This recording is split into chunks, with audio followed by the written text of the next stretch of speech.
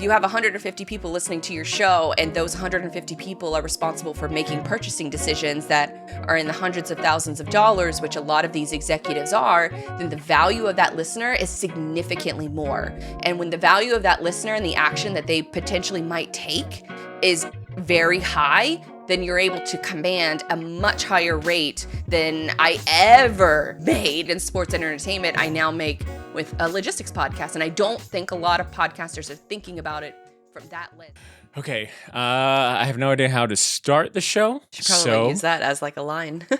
I don't know how to start this. We don't know the name of the show, but that's the way we're just going to start it. So, You know what? I'm going to take a page from all of my podcasts. Yo!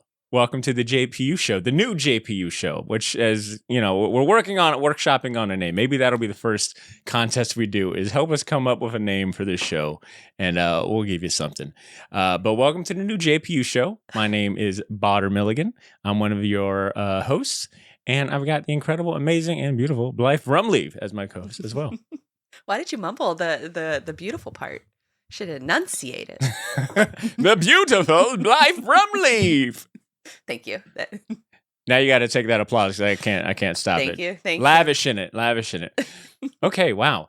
Like we've done several. We've recorded a few episodes together where we've had friends of the community on the show. We've had other podcasters. We've even had folks from the amazing Buzzsprout team on the podcast. But this is a new entry. I was jokingly saying this is the new JPU Show, but it is, for lack of better terms. Do you want to, I guess, give your take on this new era, this new chapter of the JPU? Well, I think, in order to have a podcaster community, I think it's probably pretty vital or pretty important that we have a podcast about the podcast community. So, for the sake of, everybody has a podcast now. We both have at least a couple that we are a part of. And so it's just a natural evolution. And I think for the two of us, we know how much work a podcast takes. And I think that's, with the JPU being around for 5 years, it has taken... I think we're finally at that point where it's like, okay, we have a good grasp on what the business is and what we want from the business in the future. But to get there, we really have to start the actual podcast for the community as well. And so we have a lot of thoughts, a lot of ideas around this, but ultimately the value of this show was really speaking from the podcaster's perspective. We are both, I would say, successful podcasters. There's a variety of ways to determine success, but we have successfully managed having a podcast in addition to having a full-time job, and the difficulties around balancing that and co-hosts, and do you have co-hosts or do you go at it solo? I've done it a couple different ways. But just knowing that perspective, I'm really excited to share.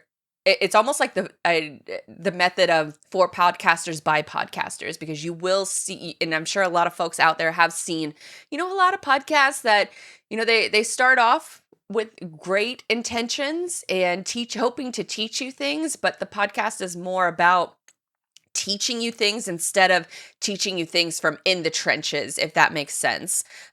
Being able to make a show successful before you talk about teaching how to podcast, I think, is very important. And that's exactly what we bring to this. And so that's where our differentiator is that we're going to be using this show to talk everybody else through what has been successful for us. Everything might not work for you, but you might be able to pull some nuggets of information from what has worked and what hasn't worked from our experience.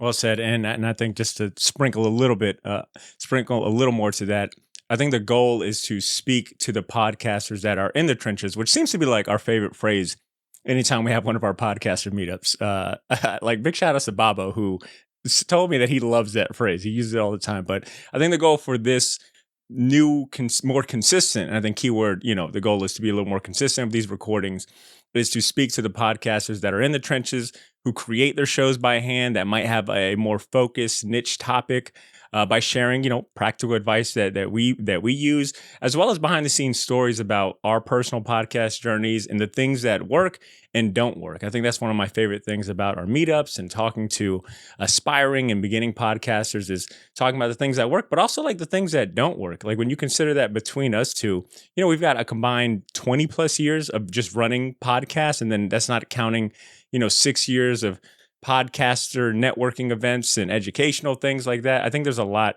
that we can share. And I don't know. I love being able to tell people I've tried this and it bombed in my face, and I would do that like this now, and you have the opportunity to do it. So I think you mentioned, this being a podcast for the 9 to 5 podcaster, but also like the 5 to 9 podcaster. So maybe podcasting isn't your full-time thing. Maybe you aspire to be, or maybe you're comfortable like I am, where it's like I have a full-time job, but I spend equally, just an equal amount of time building the podcast, and I do get some sort of revenue from it. So I think wherever you are in your podcast journey, I think there's definitely something you'll pick up from here. And if you happen to be from the hometown of Jax, then I think there's a lot, this will really get you excited, because we'll also be sharing updates and news and what we got going on for the Jax Podcasters United.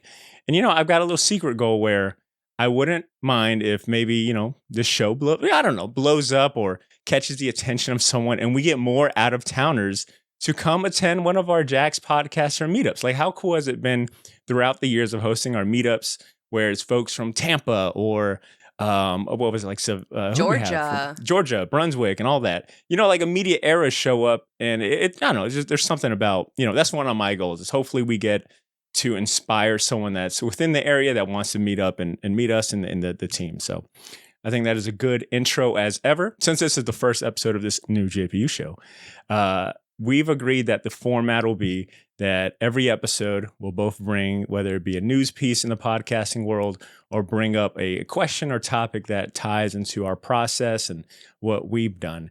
And you get the honors of kicking off the first main topic of the first news show. So what do you got for us, Bud?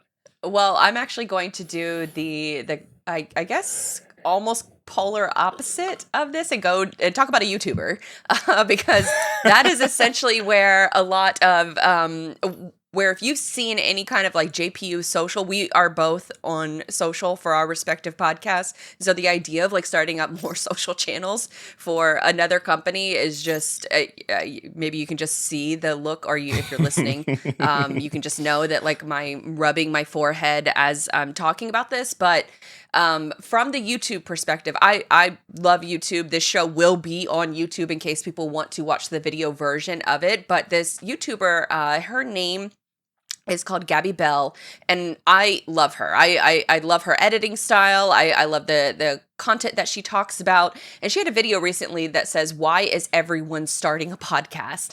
And the video is, it's about, I would say, 8 months old, but really, really great insight of what she covers in this video, where she talks about the popularity surge in the 2000s. There's a low barrier of entry for starting a show, but then also that the fact that what is really a podcast anymore has evolved from just the audio only version that was kind of started in like 1999 or something, I think was the first podcast ever published.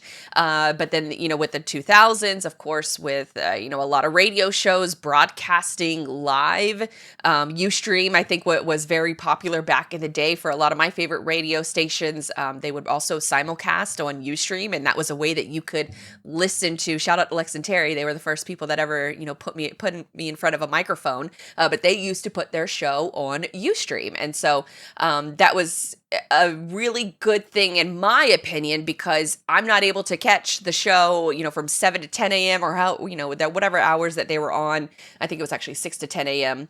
But then they started doing the Ustream, and that was a way that I could listen on demand. And at the time I worked a landscaping job. And so that was my first sort of foray into the world of podcasting, was getting a Ustream account and being able to listen to the radio show while I did landscaping work. And I hated when that stream would end, because then I'm just, I just got to go back to like music, I guess, which isn't like the worst thing in the world. But it was got to cut grass in silence. and pick weeds, and it was just one of those things. But she goes into the video podcast popularity and how you essentially can't really have well, you can, but you can't really have a podcast if you don't have the video component to it. And so it almost seems like outdated. I'm sorry, it almost seems like outdated at this point if you don't have a video component, because how often, I feel like that's a topic we're seeing a lot more of new podcasters that come to our events is, so are we going to talk about YouTube, and do I need to be on video? And I think we've always said, I mean, if you want to, like there's a lot more that goes into it. But yeah, I feel like in this day and age, when people ask, oh, you have a podcast? I think their immediate, more often than not, their real question is, are you on YouTube?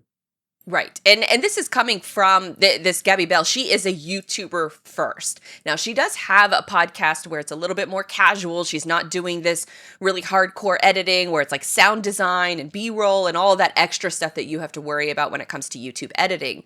But just from her lens, she was coming at it from a YouTuber's perspective, is it just feels like everybody has a podcast. But in reality, the overwhelming majority of podcasts never make it past 10 episodes. The overwhelming majority of podcasts in Apple and in Spotify, they are dormant. So they're not actively publishing regular new episodes. And so I think that's where the only part of the video that I disagreed with a little bit is that it does feel like everybody has a podcast. But when you think about the longevity of the overwhelming majority of these shows, a lot of different shows only have seasons, or they do one season and they're done. I think it's something crazy. I think Buzzsprout has a stat like 90% of all podcasts never make it past 10 episodes. So if you've gone past that marker, then you are doing better than most. And for us, it sort of just brings up the topic of, well, why did we actually start a podcast? Why do you podcast? And that was sort of the ethos of what could be a great first topic for this new show. Yeah, I think that sets us up for a good little, reintroduction, considering, this might be reaching someone that doesn't know us from all the meetups. Do you want to take that first? I guess, why do you still podcast? Sure. So I started podcasting at a very a vengeful reason. I was working in radio and I wanted more airtime, and I wanted it in a way that I was very particular about how I wanted more airtime, and the station wouldn't give it to me. And so I got a little pissed off and I went home and started a podcast. Because I figured, well, if you're not going to give me a seat at the table, then I'll make my own. And that, I think, is sort of the beauty of podcasting. Now, eventually, I do have to give the station full credit, because they did eventually find a way to work me in to how I would best perform. And the way that I wanted to perform is that I wanted to be on air. I wanted to be giving my opinion. I didn't want to be like a news chick, sort of reading the news and passing it off to, sort of the male host that can give their opinion and give their perspective. I wanted to be right there in the thick of it with them. So that role eventually would open up for me, but I'm thankful that initially I took the leap in taking the podcasting journey. Now, a lot of those shows are not very good. Whether I was hosting it by myself, or what I would do back in the day is take our current radio show that we were already filming or already recording, and I would go to the producer. The producer would hand me a little storage drive, and I would go home, and that's where the show would be. And we didn't have any of the local commercials because that's just the way radio software works, is that you have your radio broadcasts and then you have your commercials, which is two different types of software. So the commercials weren't on the file that he gave me. And so for, I would say, probably my first 20 episodes that I uploaded, there were these 6-minute long breaks of radio silence. And that was the podcast that I uploaded. And I think you were actually the first person to tell me, do you know that this is happening? And I said, I mean, as you can imagine, 30 seconds of silence when you're listening to a show feels like something's wrong. You're checking your phone, but I had 6 minutes. And I had several 6-minute breaks in every single upload. So that was a very hard lesson learned, but wouldn't trade it all, because it put me on the path I am today. Eventually it evolved into, because it started off as sports and entertainment, anybody who's in sports entertainment, you know that that's a really tough market to crack and really tough one to monetize because your competition is younger and cheaper every single year.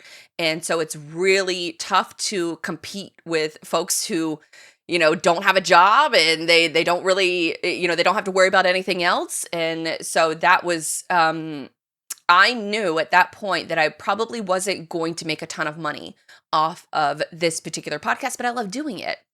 So that would evolve years later. I started up my own business. And then when I started up my own business, Digital Dispatch, I started up a separate podcast in order to talk to my customers. And that was the main goal of that podcast.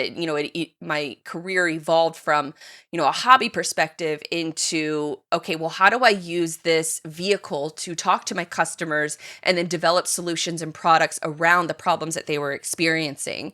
And that show ended up doing really well in the market that I'm in now, which is logistics and supply chain. There were very few podcasts that existed even just a handful of years ago. There's about 60 now, but it sounds like a lot, but it's really not that much when you consider the size and the scale of supply chain just as a whole. But then that evolved into becoming more popular. And now since 2023, it's evolved into the Everything is Logistics podcast. And it does very well. I could make a full-time income. I could definitely say it's a full-time income from that show. And I only get about 150 to 200 downloads per episode. Now, some episodes do considerably better than that, but that's about my average. And I think the biggest switch in this whole journey of starting up that 6-minute, commercial, dead silence, dead air show to now what I have is the value of the listener. And not to say that, sports entertainment listeners are any less valuable than a business listener, but if you have 150 people listening to your show and those 150 people are responsible for making purchasing decisions that are in the hundreds of thousands of dollars, which a lot of these executives are, then the value of that listener is significantly more. And when the value of that listener and the action that they potentially might take is very high, then you're able to command a much higher rate than I ever made. I can't even think of, I would say quadruple, but that's not even what's quadruple of what I made in sports and entertainment. I now make with a logistics podcast. And I don't think a lot of podcasters are thinking about it from that lens. Like you might work in quote unquote, traditionally boring environment, boring industry, but the value of that listener might be very significant where it could offer you life-changing money. I guess we should also give a warning to our listeners that you're going to have a lot of mic drop moments. Blythe is out here just stunting. Okay, no, that was really good. I guess I should share why I podcast. Yeah, because you've been podcasting longer than me. And that's how we met, was through your podcast. And that's a story for another episode. I podcast. Why do I podcast? Because I am insane and I love the sound of my voice, apparently. Can't get enough of it. Jokingly. I say that jokingly, obviously, but I think there's a little bit of narcissism that goes into being a podcaster, right? Like you feel like your opinion, your voice, whatever it may be, is worthy of getting it out there. And you value your opinion. So, you put in the work to get it out there. So I think there's a little bit of narcissism. It can be good or bad, but I like to think that, it's good in this way. So I'll make mine pretty brief because mine is super nerdy. I currently run the Shortbox podcast. It is one of the longest running weekly comic book podcasts in the industry. I've been doing it since 2012. And it started just as a fun hobby. My original co-host, Walter Gant and Andrew Torres, Walt was on another podcast and like super early. He was like, the podcast he was on was my first introduction to podcasting. It was called The Side Hustle. It was comedic. It was, him and 3 other friends got together every Friday night over drinks, talked about work and just sports and politics. I consumed every episode, even though I saw Walt every week. I was like his first fanboy. I was like, oh, and then in episode 3, you said this. And he's like, nerd, shut up. But at some point, Walt also shared a passion for comic books and movies and music. And he had the opportunity to do a spin-off show using the same equipment. And he invited myself and the other co-host, Andrew Torres, on the show. And we launched the Shortbox. And it had no direction. We had a loose format. I mean, it was just, you know how it is. It's just early podcasting and, your first attempt. So you don't know what you're doing, but it was so much fun. I look forward to it. Every Sunday we'd record. We would talk about at that time, me and Drew were working at a comic shop, and Walt would come in every week. So we just talked about the books we picked up, the movies we were watching. We all had a similar taste in music. So, it's just our chance to like meet up and vent and talk and joke. And then at some point, Walt and Drew ended up leaving Jax for, job opportunities. Drew was in the military. And, that was a very pivotal moment or crossroads where it was like, do I continue the podcast or do I just stop it? But I decided to continue it, changed up the co-host, brought in some other friends on board. And I mean, honestly, the podcast has gone through like 2, 3, 4, 5 different iterations in terms of co-hosts and, how it runs and things like that. But it's been probably one of the best things I could have ever started on or ever done. Why do I still podcast? Well, instead of it just being a passion hobby, it still is, but now it gave me the opportunity to start my own small business, my own LLC, and really ingrain myself in the industry. Instead of just talking about the industry, I found the opportunity to like get myself ingrained in it, to meet amazing and extremely talented writers and artists that I've followed for years, the opportunity to work with publishers to promote, the latest books they've got. I've been, I can go to conventions and do panels and host things and meet other, industry folks. So I think the reason why I still podcast is because I know I'm not artistically talented. I can't draw worth crap. I can't write a story or a book, but I can conduct a good interview. I think I can shoot the shit with the best of them. And I love having a platform that allows me to, be ingrained in this industry and this hobby that I've loved since a kid. So any small contribution that I could do on my part, whether it be to help someone, get their story out there or whatnot, I think that's why I still podcast. And to me, I think it's one of the best mediums out there, right? Like you're highlighting the power of conversation and talking. And I think in this day and age where a lot of things are just done digital via IMs, DMs, etc., that maybe we've lost some of that art of conversation and talking. So I think podcasting is just a fantastic medium, and I think that's why I still podcast. It's a lot of fun, and it's elevated my hobbies to another level. I think that's sort of speaks to like the testament of like, don't be afraid to let your show evolve into the way that it should evolve. You don't have to be, you don't have to start out, knowing everything. I mean, we started this show. I don't even think we have an official title for this show, but we knew it was important, or an official JPU podcast name. Yeah. And so one of our listeners can help us decide on a better name other than the new JPU. That's what we're running with. But you're right. I think that maybe that speaks to another reason why we're going to do a more consistent recording and release schedule is that, I had the opportunity to talk to one of our mutual friends, Tony Smilagic, and, we were trying to brainstorm what is the next phase. Well, speaking about next phases like JPU, right? The Jax Podcasters Unite is kind of in this interesting space where we're trying to figure out what's the next iteration look like. We can't keep doing the same old thing. And in talking with Tony, he brought up, why don't you guys make a podcast for it? And it's like, oh, but you don't know how hard it is. We already do podcasts. And I liked the challenge that he gave, the pushback, which was, but do a podcast where if you had the opportunity to correct all the mistakes and, take everything you've learned into something new, like, it should be easier, right? And that was a big driving force, I think, to doing this. So to go back to your point, yeah, don't be afraid to change things up, to lean into a new chapter. That is one thing with me doing more remote shows and interviews. It really made me step up, the sound quality, the technology, the equipment that I've got, and like really kind of learn how to conduct better interviews.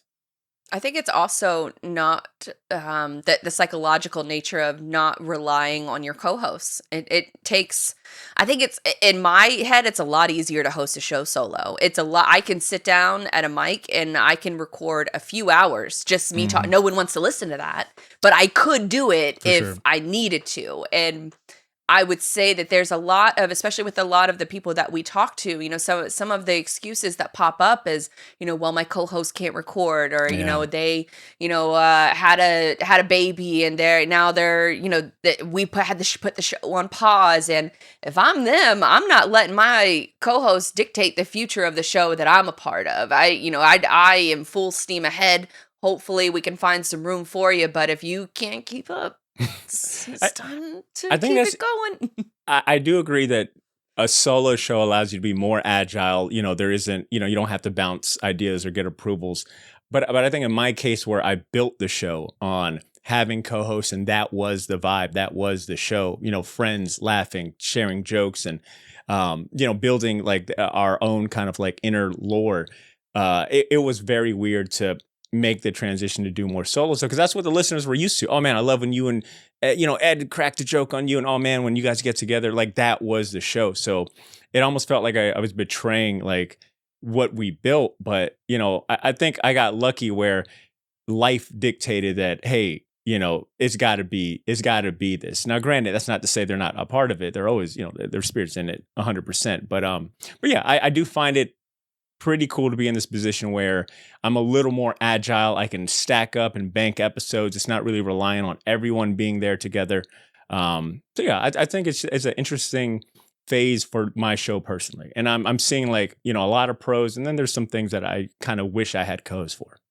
But I think it also just comes back to, well, what's your personal ROI? Mhm. And to bring it, I guess, sort of full circle of, why podcasts start and then fail, or why do they have so much trouble if they're not on YouTube? And, obviously that's discoverability is a big issue.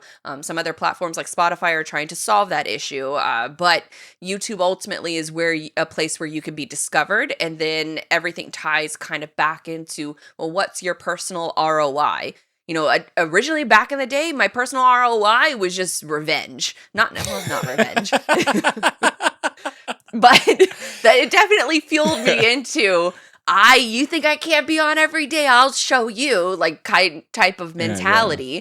And then, I was talking about topics that I really cared about. They were hobby topics, probably not going to make any money from it. But I did get a lot of connections from that. And it turned into, and it kept snowballing over the years into more and more opportunities. And then when the light bulb switch just happened, that's when everything changed. And so now, I have the help that I've always dreamed of, and I can, record a show and then hand it off to a team, and they can take care of the editing for me. I can still do it if I need to. I don't want to. And so I think that's, the ROI evolving for me over the years has been such a game changer where, before I was getting opportunities with the Jaguars, with the PGA Tour, and even other NFL teams, and, being able to, sort of be in situations where as a fan, you dream about, and you can't believe you're in those different situations.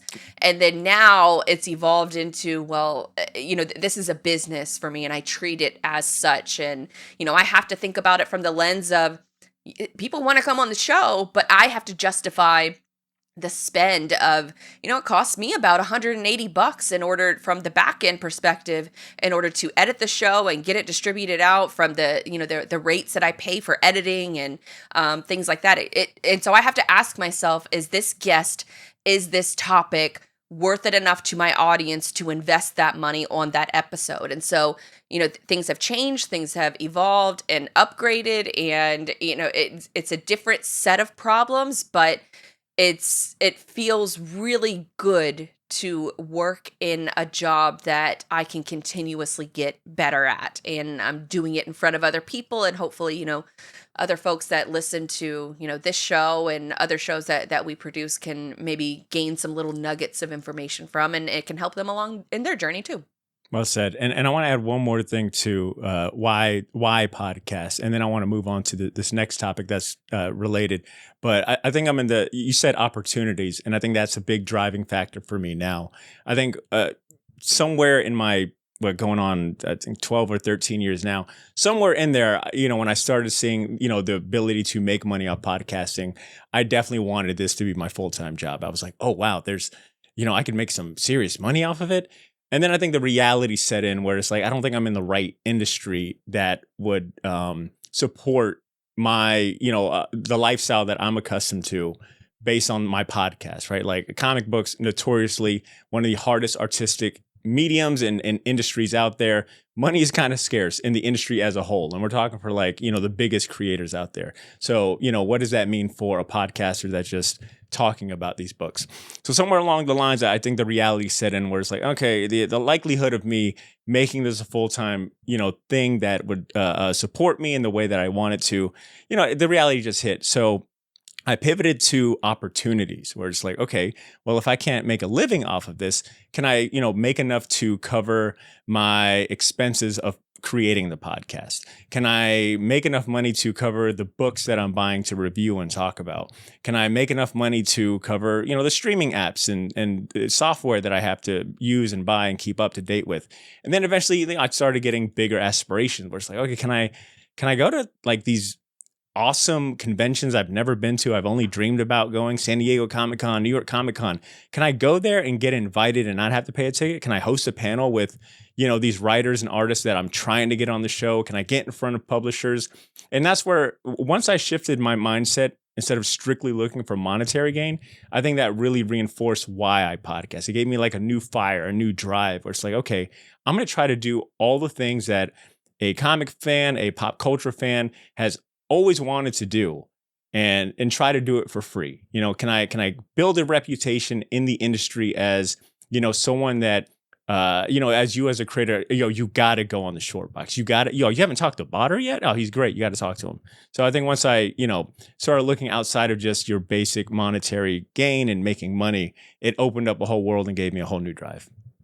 And so what are you, I guess, what does success look like for you right now? Is going to conventions and recording content there, making connections, I think for future guests? I think amplifying what I'm doing to the next level, where it is like I am becoming a name within the industry that is recognizable, that, I'm on PR lists for different publishers, and I'm definitely there, but I definitely want to see what that next. And I think for me too, if it being such a unique industry, such a niche industry being comic books, I think I'm in a position to create something for myself, because, there isn't, what I'm saying? Like there's a lot of opportunities, and I'm not quite sure what that next level is, because I don't know if anyone else has done it. So it's a good position to be in, where it's like, okay, what is, can I imagine something to build towards?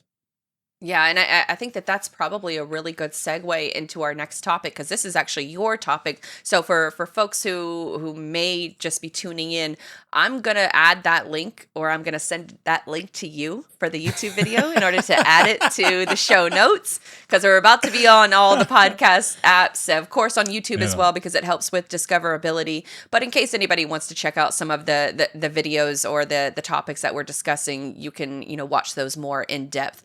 I think in closing, I want you to think about why you podcast. What is your definition of success? What keeps you going? What keeps you, recording episodes and putting them out there? I think we can call this episode a wrap. The first episode of the new JPU Show is in the books. Thank you guys for hanging out, for watching, for listening, and be on the lookout for more. So make sure you subscribe if you're watching on YouTube or whatever podcast app you're listening to. Sign up for our newsletter, which will be happening more regularly at Jack's Podcasters Unite. United? Both. United. We probably Unite should know and that. we got both. Okay, cool. Yeah, Jack's Podcast United.com. I'm a domain squatter. Look, how I like to say it, all of these links will be in the show notes, so you don't got to think or memorize any URLs. Check out the show notes for all this helpful information. Pre-order a shirt, watch some of these podcasts, Spotlight series, and come back for our next episode. Peace, y'all.